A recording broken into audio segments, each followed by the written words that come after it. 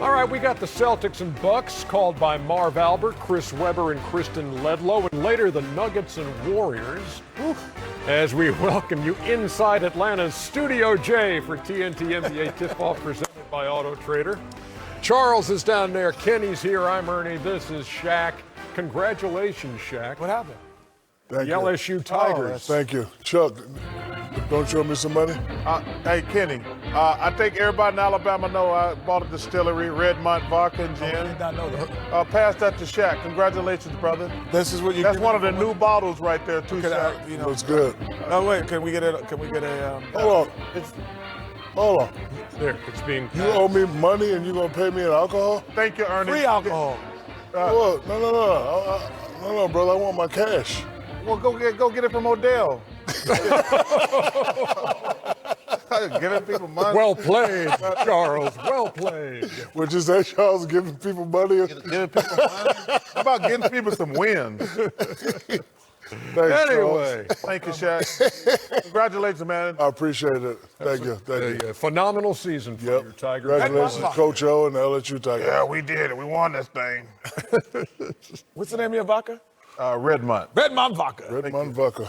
All right, so we got the Bucks it and the Celtics here tonight. So how big is the gap between the Milwaukee Bucks and the second best team in the Eastern Conference? I live in Arizona, the Grand Canyon. It's that big. And who is that second best team? Miami, record-wise, it's Miami, then it's Boston. Miami's not for real.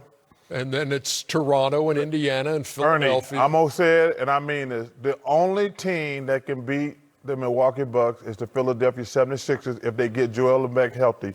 The rest of them teams, they don't have a chance. Well, you know, if Well, Miami, answer the question. If Miami Heat add something Oh, he said right now. right now, they're close. Close to what? They're close. They're not close. Yes, they are. To the Milwaukee Bucks? Yeah, they're one starter away. Yeah. No, not LeBron. Klay Thompson, Ernie, my LeBron. answer is Boston Celtics. I had an event in Boston the other night, and I told Jaylen Brown, I said, you guys are doing okay, but you're playing too nice. It's something going on, nothing bad.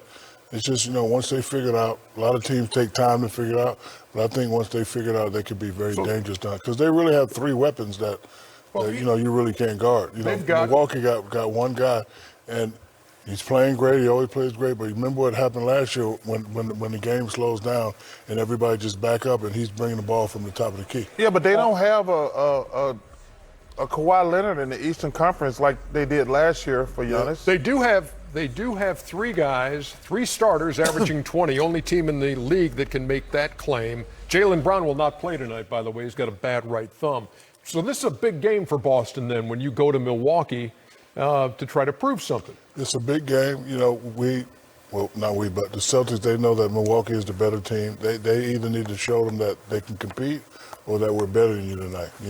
They're probably not going to win a game, but if, three of those guys can get off and play well, anything's possible. I still like Boston as the second best. The only thing is, Ernie, he is so clearly the best player, not in the Eastern Conference, and now he's starting to clear himself in basketball. But because of his skill set and the new rule changes the way they are, it makes him virtually unguardable. So he's able to, you can't play physical with him because of the rule changes. And even if you could, he's kind of physical enough to come back at you. So his ability to do that and off the dribble and off a standstill and to get in areas of the floor because of his ball handling ability makes him, it doesn't matter if he's a great outside shooter at times because I'm not from three. I can get to the free throw line. My ball handling ability allows me to get to the free throw line. And so I'm a good shooter from there. But also, Ernie, Shaq said something interesting. Saw what happened to him last year in the playoffs. He's improved. He's not the same guy. You look at his numbers across the board, even three-point shooting.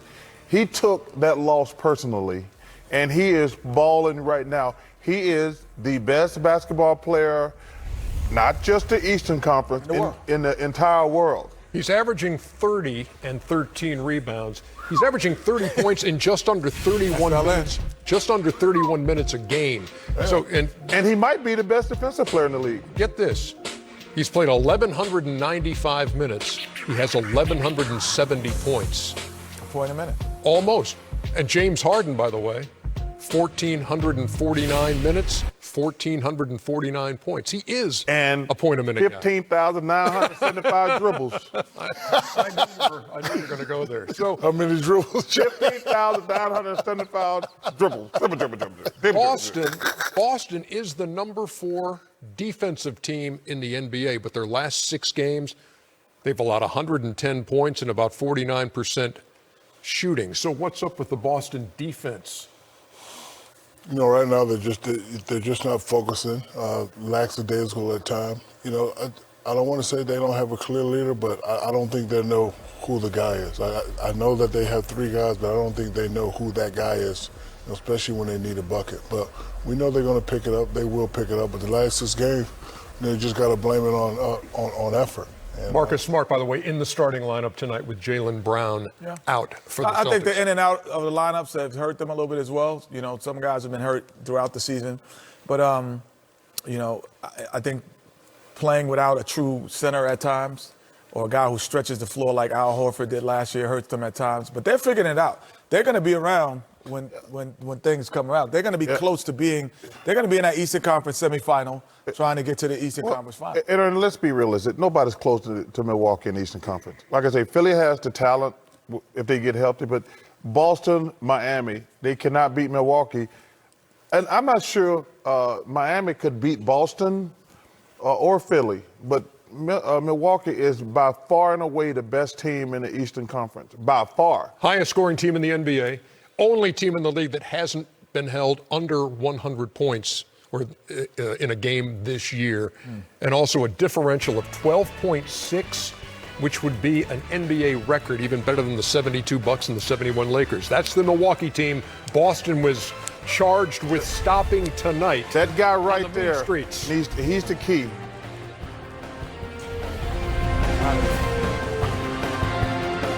NBA Game Time presented by Toyota. I'm Stephanie. Ready? We've got a full house for you this evening. Kenny the Jet Smith, Steve Smith, no relation. Where are you going? Going to sock hop.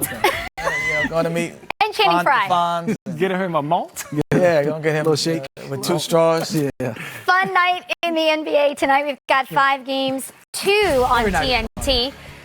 Doubleheader, a big one. Celtics Bucks, that starts at 8 p.m. Eastern, and then the nightcap, Nuggets Warriors 10:30. Don't forget to watch Inside the NBA presented by Kia following all the games.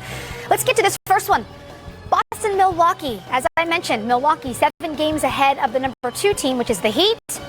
What about Boston? Is this a good measuring stick game to see if they actually can contend to get to the Eastern Conference Finals? No, it's not a measuring stick because this is not who they should be measuring themselves against. The Milwaukee Bucks are trying to win it all. Will be right there.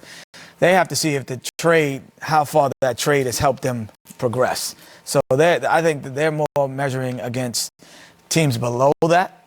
You know, I think the Lakers, Clippers, and Bucks at times are on a different plateau to measure yourself against. I wouldn't measure myself against the Milwaukee Bucks. So there's too many holes in that offense or in their roster. Backup point guard, you got to be better. Front court, you need a huge improvement there. And then obviously tonight, Jaylen Brown's not playing. So Milwaukee's size is going to be too much for them. And Milwaukee's bench, they're throwing 6'9" vet, 6'9" vet, 6'11" vet, 7-foot vet. Again, like Kenny said, they're on another plane. They're ready to go to the mountaintop where Boston, I want to see them beat the Torontos. I want to see them beat the Phillies in a 7-game series. Check out this best records through 42 games. Smitty, we'll get to you in a second. I just want to make sure you see this. Bucks 36-6 this season. I mean, I love what Milwaukee's doing, and they're on a different, like both you guys said. And for Boston, I'm still thinking Danny needs to make a deal. I mean, for me, they got to find a way. If this window is closing, they still have young guys. If they're trying to win it anytime soon, you got to figure out where you're going to have Gordon Hayward, Jaylen Brown, Jason Tatum. One of those guys I think got to be moving. I think Jaylen Brown is making an unbelievable case of being the guy that stays. So, and then down the middle, you got to find somebody in that middle for the Celtics going forward. Taking a look at the Eastern Conference standings, Al 1 Horford? through 8. I'm just saying. You like playing with that? Hold on now. You don't act like he won't go back. Yeah, that's what I'm saying. What? It happened. Yeah, but like I said, that measuring stick is like you said, Philadelphia Pacers You know, those are the teams they have to measure against and say, we're better than them. Okay, now either we do find something